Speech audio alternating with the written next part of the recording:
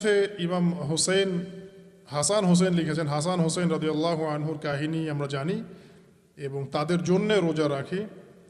তাদের গল্পের সাথে মুহররমের 10 তারিখের গুরুত্ব সম্পর্ক কতটুকু? খুবই চমৎকার একটা প্রশ্ন। আপনার যে প্রশ্ন যে হুসাইন রাদিয়াল্লাহু আনহুর শাহাদাতের সাথে এটার কি সম্পর্ক, এটা আমি একটু আপনাকে ব্যাখ্যা করছি। 10ই মুহররমে আল্লাহ রাব্বুল আলামিন ফিরআউনের কবল থেকে মূসা আলাইহিস সালাম এবং বনু ইসরাইলকে মুক্তি দিয়েছেন। এটা ছিল মুহররম মাসের 10 তারিখ। এই নিয়তে আমরা সওম রাখি, এই নিয়তে আমরা রোজা রাখব। আর কাকতালীয়ভাবে এই দিনেই 10ই মুহররমে ইমাম হুসাইন রাদিয়াল্লাহু আনহুর শাহাদাত ঘটে গেছে। এটা প্রায় 60 কি 62 হিজরির দিকে ঘটনা। কথা কি বুঝতে পারছেন? আমি বুঝাতে পারছি না। অনেক পরে, মানে কাকতালীয়ভাবে এই দিনেই হুসাইন রাদিয়াল্লাহু আনহুর শাহাদাতটা ঘটে গেছে। এই কারণে আমাদের মধ্যে একটা প্রচলন হয়ে গেছে যে হয়তোবা এই উদ্দেশ্যে এখানে রোজা রাখতে হয়। আসলে ব্যাপারটা এমন নয়। একটু ব্যাখ্যা করলে বুঝবেন, আমি ব্যাখ্যাটা করতে চাচ্ছি, না হলে আপনাদের ক্লিয়ার হবে না। আর এই বক্তব্যটা হয়তো অনলাইনে যাবে, তো আমি এই জায়গা থেকে আপনাদেরকে একটু ব্যাখ্যা করে শোনাচ্ছি। একটু খেয়াল করেন আমার দিকে। রাসূল সাল্লাল্লাহু আলাইহি ওয়াসাল্লামের ইন্তেকালের পর খলিফা হন আবু বকর সিদ্দিক রাদিয়াল্লাহু আনহু, তারপরে ওমর রাদিয়াল্লাহু আনহু, তারপরে উসমান রাদিয়াল্লাহু আনহু। এই উসমান রাদিয়াল্লাহু আনহুর এই সময় থেকে শেষের দিকে একটা সমস্যা সৃষ্টি হয়েছে। কি সমস্যা? উসমান রাদিয়াল্লাহু আনহুকে কিছু বিদ্রোহীরা হত্যা করেছিল। একটু বোঝার চেষ্টা করেন। ইতিহাস পড়তে কিন্তু অনেক সময় লাগে, আমি খুব অল্প সময় আপনাকে শেখাচ্ছি। উসমান রাদিয়াল্লাহু আনহুকে হত্যা করেছিল কিছু বিদ্রোহী, ঠিক আছে? যিনি নবী সাল্লাল্লাহু আলাইহি ওয়াসাল্লামের জামাই, 2 জন মেয়েকে বিয়ে করেছেন, জিন্নুরাইন, তাকে হত্যা করেছে কিছু বিদ্রোহী। এরপরে খেলাফতের দায়িত্বে আসেন আলী রাদিয়াল্লাহু আনহু। কে আসেন? আলী রাদিয়াল্লাহু আনহু। আলী রাদিয়াল্লাহু আনহু দায়িত্ব নেন এই মক্কা মদিনা এই জায়গাটুকুর উপরে। তার হাতে সাহাবা কেরাম বায়াত করেন। কিন্তু ওই দিক বলতে বোঝাচ্ছি সিরিয়া, শামের দিকে, সেদিকের গভর্নর ছিলেন মুয়াবিয়া রাদিয়াল্লাহু আনহু। কি নাম? মুয়াবিয়া রাদিয়াল্লাহু আনহু। তিনিও কিন্তু একজন বড় মাপের সাহাবী, ঠিক আছে? তো মুয়াবিয়া রাদিয়াল্লাহু আনহু সেখানে নিজে সেখানকার খেলাফতের দাবি করেন। আলী রাদিয়াল্লাহু আনহুর হাতে বায়াত তিনি করেননি। আলী রাদিয়াল্লাহু আনহুকে বারবার একটা বিষয়ের চাপ দেওয়া হচ্ছিল যে ওসমান রাদিয়াল্লাহু আনহুর শাহাদাতের আগে বিচার করতে হবে, হত্যাকারীর বিচার করতে হবে। তো এখানে একটা দ্বন্দ্ব, মানে একটা পলিটিক্যাল দ্বন্দ্ব সৃষ্টি হলো। ওইদিকে মুয়াবিয়া রাদিয়াল্লাহু আনহু তিনি খেলাফতের দাবিদার হয়ে উঠলেন, এদিকে সাহাবায়ে কেরাম সহ অনেকেই আলী রাদিয়াল্লাহু আনহুর কাছে বায়াত করলেন। তো এর ফলশ্রুতিতে দেখা যায় আলী রাদিয়াল্লাহু আনহু তার রাজধানীটাকে কুফায় নিয়ে যান, ইরাকের কুফায়। তো ইহুদিদের ইন্ধনের ফলে এক পর্যায়ে দেখা যায় যে আলী রাদিয়াল্লাহু আনহুর এক পক্ষ এবং একদিকে মুয়াবিয়া রাদিয়াল্লাহু আনহুর এক পক্ষ, তারা একটা মানে অনাকাঙ্ক্ষিত যুদ্ধের দিকে চলে যান, ঠিক আছে? এই যুদ্ধটাকে বলা হয় সিফফিনের যুদ্ধ। কিসের যুদ্ধ? সিফফিনের যুদ্ধ। এটা সংঘটিত হয়েছে 37 হিজরিতে। কত হিজরি? 37। এর আগের বছর আবার উটের যুদ্ধ হয়েছে, জঙ্গে জামাল। তার পরের বছর এই সিফফিনের যুদ্ধ। সিফফিনের যুদ্ধে আলী রাদিয়াল্লাহু আনহু বিজয় লাভ করেই ফেলেছিলেন। এই সময় মুয়াবিয়া রাদিয়াল্লাহু আনহুর দলের মধ্যে আমর ইবনে আস রাদিয়াল্লাহু আনহু তিনি বলছেন যে কোরআন ফয়সালা করবে। কোরআন ফয়সালা করবে, এটাকে কেন্দ্র করে একটা তৃতীয় পক্ষ নির্ধারণ করা হয়, যেটাকে আমরা সালেস বলি। যে মুয়াবিয়া রাদিয়াল্লাহু আনহুর পক্ষে একজন, তার নাম আমর ইবনে আস রাদিয়াল্লাহু আনহু, এবং আলী রাদিয়াল্লাহু আনহুর পক্ষে একজন, তার নাম হচ্ছে আবু মুসা আশআরী রাদিয়াল্লাহু আনহু। তারা গিয়ে একটা তৃতীয় পক্ষ করে মীমাংসা করতে চাচ্ছেন যে আমরা কেউ যুদ্ধ চাই না, আমরা ভাই ভাই, আমরা সবাই মুসলিম উম্মার ঐক্যের খাতিরে এখানে একটা সলিউশনে আসবো। তো সলিউশনে একটা আশা হচ্ছিল যে ঠিক আছে, উভয়েই পদত্যাগ করবে, নতুন খলিফা নেওয়া হবে, ঠিক আছে? তো এরকম একটা কথা চলছিল। কিন্তু মুয়াবিয়া রাদিয়াল্লাহু আনহু তিনি তার যে মানে দাবি, এটা ছাড়তে চাচ্ছেন না। এদিকে আলী রাদিয়াল্লাহু আনহু দলের মধ্যে কিছু মানুষ, প্রায় 12,000, তারা এই দল থেকে বের হয়ে গেল যে আমরা আলীকেও মানি না রাদিয়াল্লাহু আনহু, মুয়াবিয়াকেও মানি না রাদিয়াল্লাহু আনহু, এই আমর ইবনে আসকেও মানি না রাদিয়াল্লাহু আনহু, এবং এই আবু মুসা আশআরী তাকেও মানি না, আমরা কাউকেই মানি না। এবং এদেরকে বলা হয় খারেজি। কি বলা হয়? খারেজি। তারা এইখান থেকে দল থেকে বের হয়ে গেলেন। শুধু তাই না, তারা ফতোয়াও দিল যে আলী এবং মুয়াবিয়া এবং আমর ইবনে আস, আবু মুসা আশআরী সবাই কাফের, নাউজুবিল্লাহ। কারণ কি? কারণ হচ্ছে তারা আল্লাহর কিতাব, আল্লাহর বিধান দ্বারা বিচার ফয়সালা করছে না, মানুষের মত তারা গ্রহণ করছে। মানে ওদের উদ্ভট যুক্তি আর কি, তারা আল্লাহর কিতাব দিয়ে ফয়সালা করছে না, বরং মানুষের রায় গ্রহণ করছে। এটা একটা খোরা যুক্তি ছিল। তো আলী রাদিয়াল্লাহু আনহু এদেরকে দমন করলেন। নহরওয়ান নামক জায়গায় তাদের সাথে যুদ্ধ হলো এবং এই যুদ্ধে আলী রাদিয়াল্লাহু আনহু জয়লাভ করলেন। কিন্তু সিফিনের যুদ্ধটা হয়ে গেল। এখন দেখেন দুইটা পক্ষ পাচ্ছেন আপনি এখানে, আলী রাদিয়াল্লাহু আনহু একটা পক্ষ, একটা কার? মুয়াবিয়া রাদিয়াল্লাহু আনহুর পক্ষ। এখন এই যে খারেজিরা বের হয়ে গেল, এখন তো দেখা যায় যে কিছু কিছু শব্দ বললে মানুষ খারেজি ট্যাগ দিয়ে দেয় না। দেখেন এই খারেজি আকিদার সাথে কিন্তু আসলে পলিটিক্যাল সমালোচনার কোনো সম্পর্ক নেই। পলিটিক্যাল দ্বন্দ্বের সাথে, পলিটিক্যাল সমালোচনার সাথে কিন্তু খারেজি বা খাওয়ারিজম মতবাদটা আসলে জড়িত না। এটা কার সাথে জড়িত? ওই যে একদিন বলেছিলাম, খারেজিরা মনে করে কবিরা গুনাহ করলে কোনো ব্যক্তি কি হয়ে যায়? কাফের হয়ে যায়। খারেজিদের আকিদা হচ্ছে কবিরা গুনাহ করলে কোনো ব্যক্তি কাফের হয়ে যায়। এই আকিদাটার নাম খারেজি আকিদা। এটা কি বাংলাদেশে মুসলিমরা লালন করে? কোনো আলেম, কোনো বক্তা, কোনো মুফাসসির, কোনো মুহাদ্দিস আপনাদেরকে বলছে কখনো এই দেশের মাটিতে যে কবিরা গুনাহ করেছে এরা এদেরকে মেরে ফেলো? বলেছে? কিন্তু আপনি কিছু হক কথা বললে আপনাকে ট্যাগটা খেতে হয়।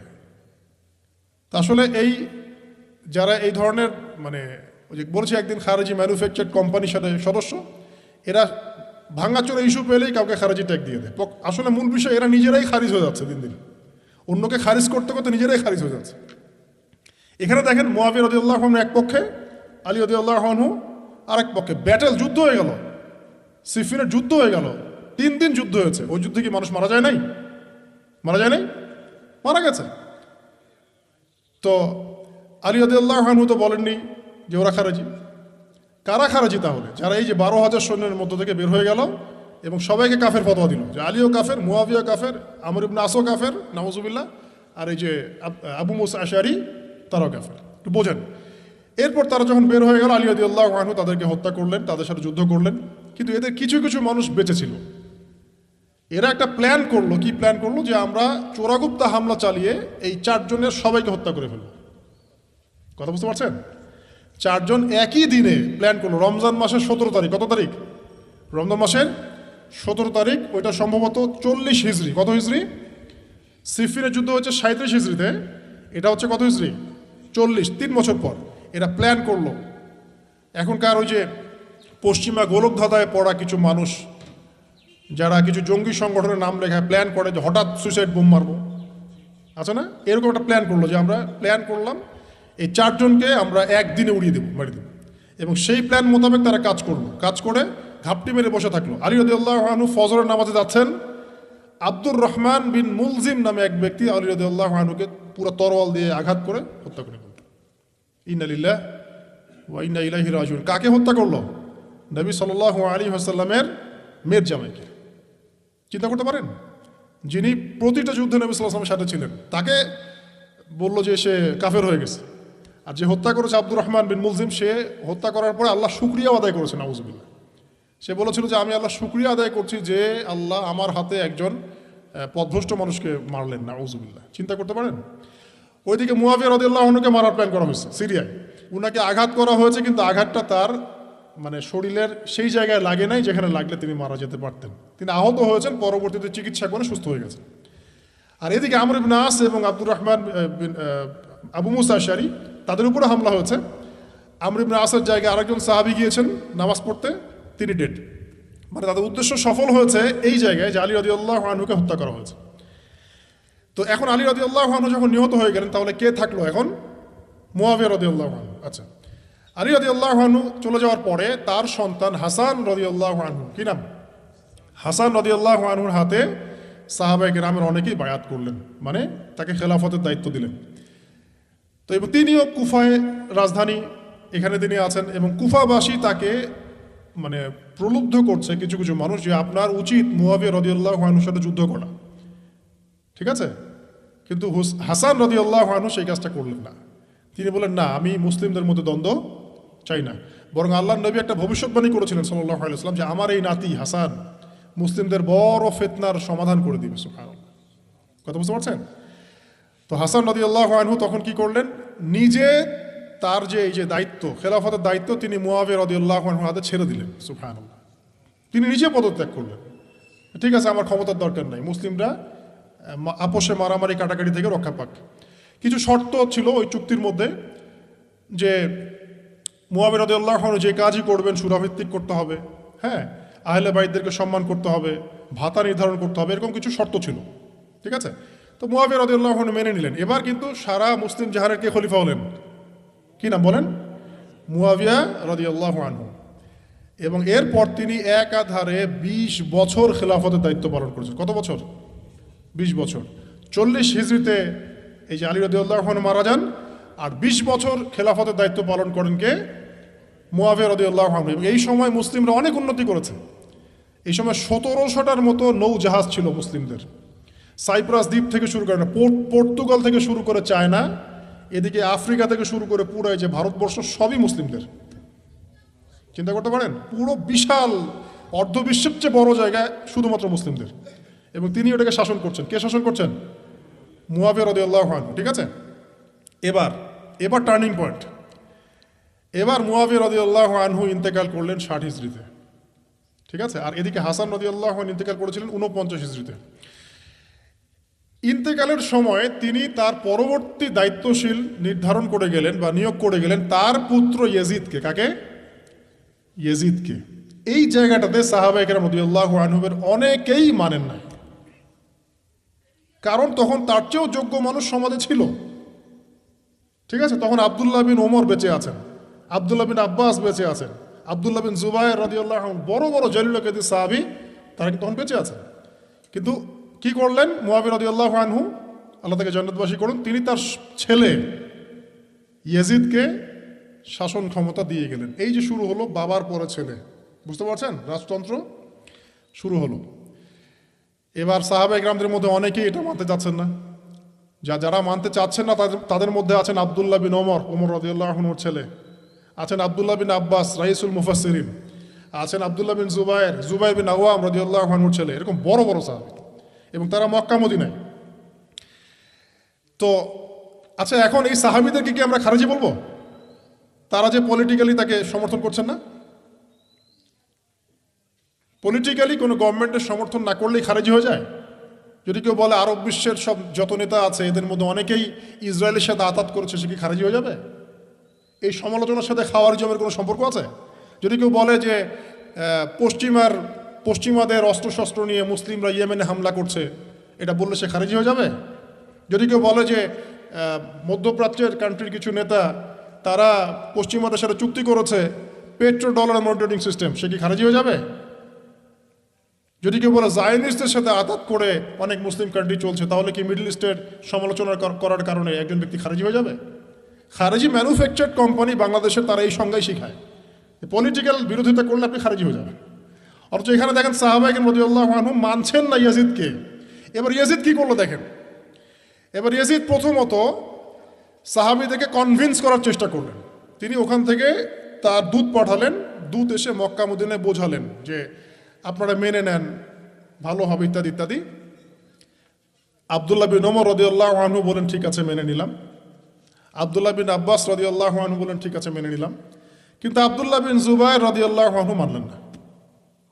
তিনি মানছেন না, আমি কিছুতেই মানি না, তার সেই খেলাফতের যোগ্য না, এর চেয়ে অনেক বড় বড় যোগ্য মানুষ আছে, আমি মানছি না। বরং তিনি এখান থেকে সরে আসলেন। এবার ইমাম হুসাইন রাদিয়াল্লাহু আনহু, যার কথায় প্রশ্ন করেছেন, লম্বা উত্তর দিচ্ছি, ইমাম হুসাইন রাদিয়াল্লাহু আনহুর হাতে অনেকে বায়াত করতে চাইল যে আপনি যোগ্য খেলাফতের, ইয়াজিদ যোগ্য না, কে যোগ্য? আপনি যোগ্য। এবং তার হাতে কুফাবাসী বায়াত করতে চাচ্ছে, তাকে ডাকছে আপনি মক্কা থেকে চলে আসেন কুফায়। কুফা কোথায়? ইরাকে। আপনি মক্কা থেকে কুফায় চলে আসেন, আমরা আপনার হাতে বায়াত করব। এবার হুসাইন রাদিয়াল্লাহু আনহু সপরিবারে, তার পরিবার আহলে বাইত সবাই নবীর পরিবারের সদস্য, চিন্তা করেন, নবীর পরিবারের প্রায় 80 জন সদস্য, কতজন?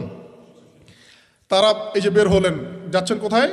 কুফায়। এবার ওই ইয়েজিদের নিয়োজিত যে গভর্নর ছিল ইরাকের কুফায়, তার নাম আবদুল্লাহ বিন জিয়াদ। কি নাম? আবদুল্লাহ বিন জিয়াদ। আবদুল্লাহ বিন জিয়াদ সে একটা সেনাবাহিনী পাঠালো। সেনাবাহিনীতে সদস্য ছিল 4,000। কতজন? 4,000। এই 4,000 সেনাবাহিনী নিয়ে আবদুল্লাহ বিন জিয়াদের যে কমান্ডার, তার নাম সম্ভবত আমর বিন, প্রথমে আমের বা ওমর আছে, ওমর বিন সাদ এরকম কিছু একটা, সে আহলে বাইতদেরকে ঘিরে ফেললো। তাকে ঘিরে ফেললো ইমাম হুসাইন রাদিয়াল্লাহু আনহু, তার ছোট ছোট বাচ্চা কাচ্চা, তার স্ত্রী সন্তান এবং আহলে বাইতের সদস্য যারা। আহলে বাইত মানে বোঝেন তো, নবীর পরিবারের সদস্য। এবার হুসাইন রাদিয়াল্লাহু আনহু যুদ্ধ চাচ্ছেন না, তিনি যুদ্ধ চাচ্ছেন না। তিনি বলছেন যে আমাকে 3টার যে কোনো একটা পথ বেছে নিতে দাও, আমি তোমাদের সাথে যুদ্ধ করতে চাই না। 1 নাম্বার, আমাকে সরাসরি ইয়েজিদের সাথে সাক্ষাৎ করতে দাও, আমি ওর সাথে কথা বলে সলভ করবো, প্রবলেম কি।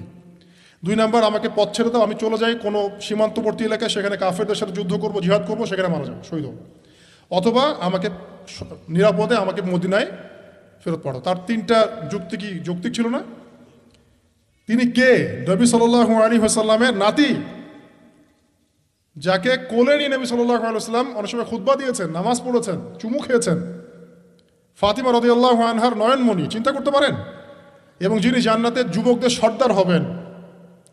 কিন্তু এই যে আবদুল্লাহ বিন জিয়াদের যে সেনাবাহিনী, হুসাইন রাদিয়াল্লাহু আনহুর আর্তনাদ শুনল না। 4,000 সৈন্য মিলে 80 জনকে কেটে টুকরা টুকরা করে ফেলেছে। একজন শুধু বেঁচে ছিল, তার নাম জয়নুল আবেদিন। কি নাম? জয়নুল আবেদিন। তিনি একজন বেঁচে ছিলেন, বাকি সবাইকে হত্যা করা হয়েছে।